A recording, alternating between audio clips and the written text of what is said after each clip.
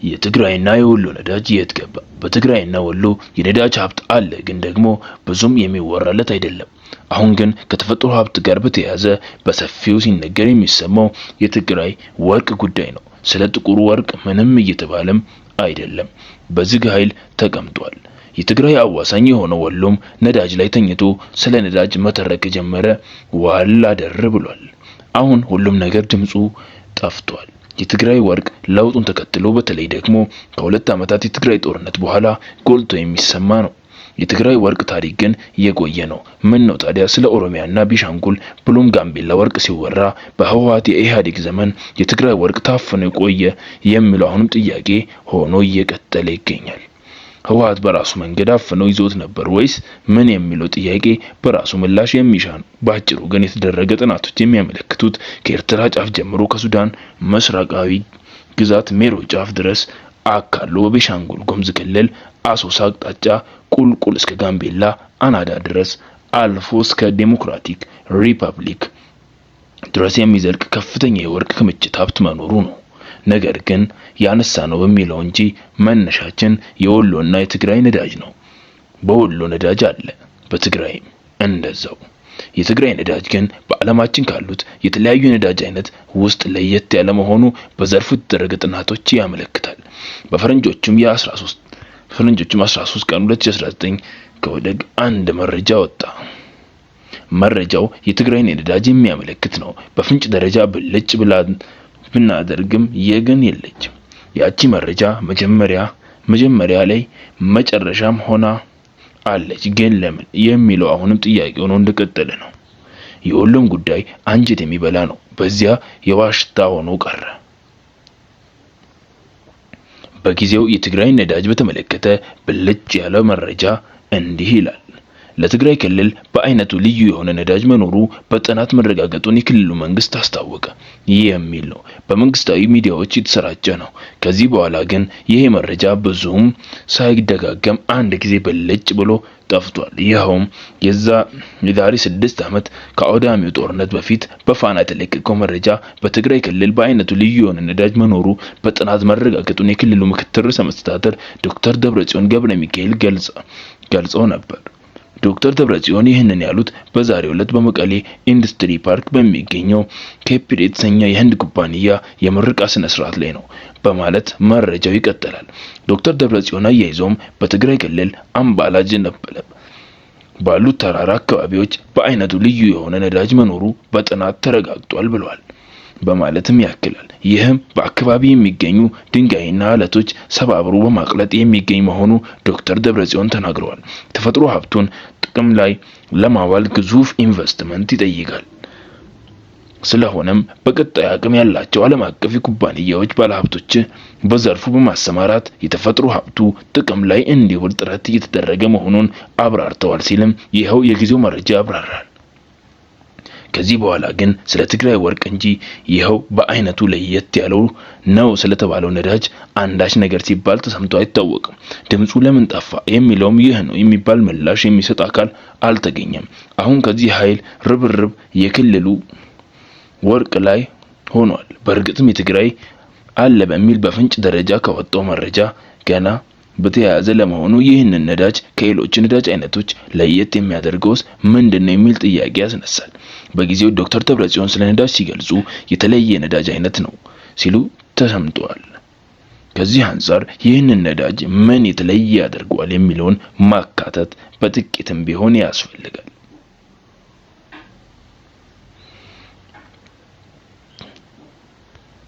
መረጃዎች የሚያመለክቱት ነዳጅ በተለያየ መልኩ የሚገኝ መሆኑ ነው። አንዱና ዋነኛው የነዳጅ አይነት በአብዛኛው የዓለም ክፍል የሚገኘውና ከምድር በታች በሚካሄደው ምርመራ ወይም ኤክስፕሎሬሽን የሚገኘው የነዳጅ አይነት ነው። ይህ መካከለኛ ምስራቅ፣ ሰሜን ላይ ላቲን አሜሪካን ጨምሮ በአፍሪካ አብዛኛውን የዓለም ክፍል የሚገኘው የነዳጅ አይነት ነው። ፔትሮሊየም ምርጥ ውጤቶች መካከል የሚመደበውም ነው። በትግራይ አለ የተባለው ነዳጅ አይነት ግን በዓለም ከተለመደው የነዳጅ አይነት ይለያል። የነዳጁ ስም ቬሎ ይባላል። ሴዲመንተሪ ሮክ ወይም ከሴዲመንተሪ ፕሮሰስ ወይንም ሂደት ውስጥ የሚገኝ ነው። እንደተለመደው አይነት የነዳጅ ማውጣት ሂደት ጥልቅ ቁፋሮ ወይንም ዲፕ አይፈልግም።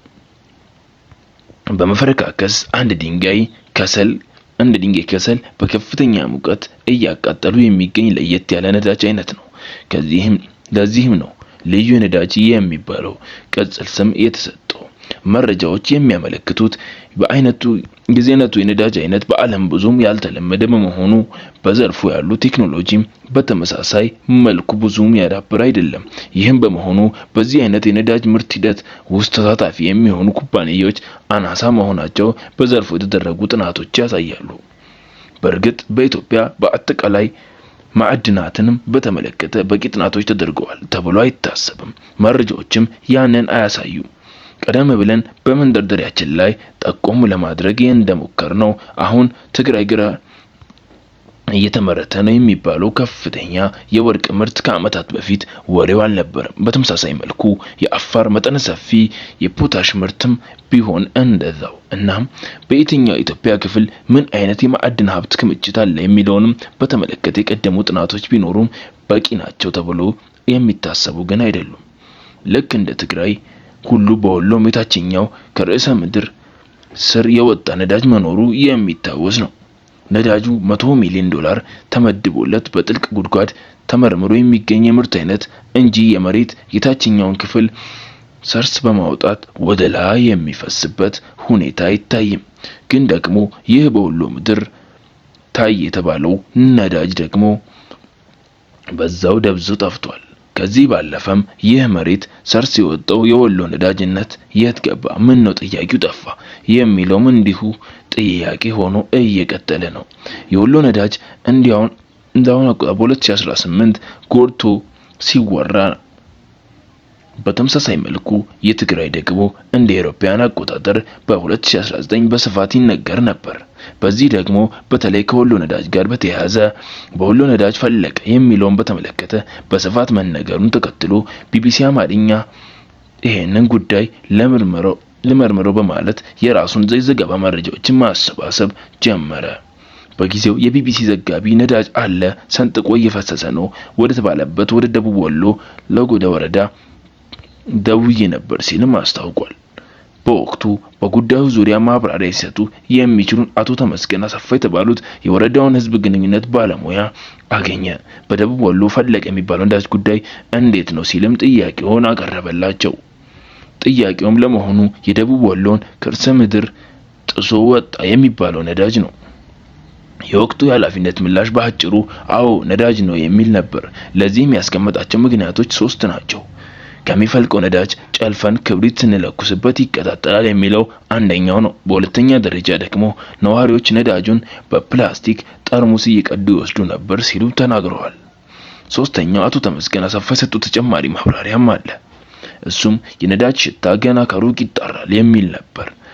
በዚህ ረገድ እንዲህ የወሎን ከርሰ ምድር ጥሶ የወጣውን ነዳጅ ለምን ማውጣትና መጠቀም አልተቻለም የሚለው ጉዳይ እንቆቅልሽ ሆኖ ሲጠያየቅም ቆይቷል። በጊዜው ኃላፊነት ላይ የነበሩት በኢፌዴሪ ማዕድን ኢነርጂ ሚኒስቴር የህዝብ ግንኙነት ዳይሬክተር አቶ ሚካኤል መንገሻ ነገሩ ትንሽ ተጋኖ ይሆናል እንጂ ነዳጅስ ነዳጅ ነው ካሉ በኋላ ግን ይሄ አዲስ ነገር አይደለም ሲሉም ለወቅቱ የቢቢሲ ጋዜጠኛ ምላሻቸውንም ሰጥተውት ነበር።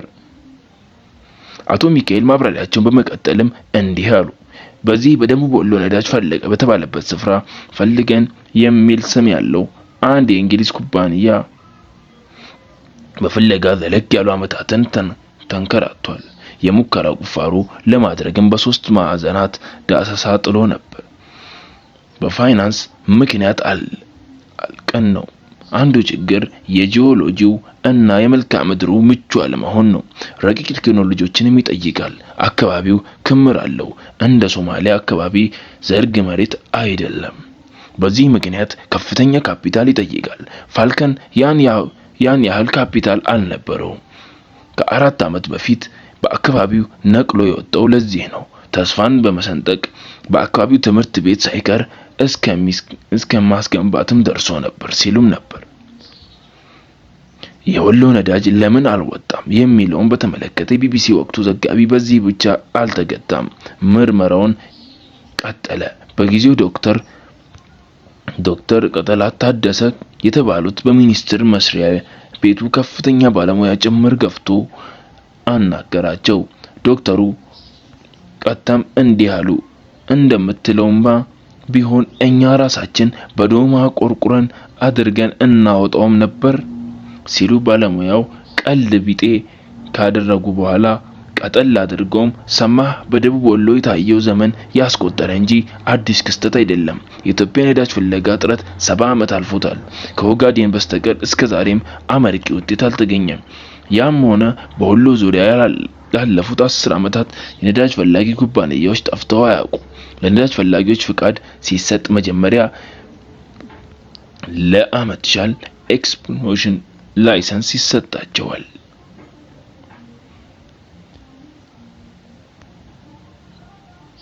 ከዚያ ይበል የሚያሳዩ ሁኔታዎች ሲታዩ እና ይራዘምልኝ ጥያቄዎች ሲያቀርቡ ተጨማሪ 2 ዓመታት ይፈቀድላቸዋል። በድምሩ 8 ዓመት መሆኑ ነው።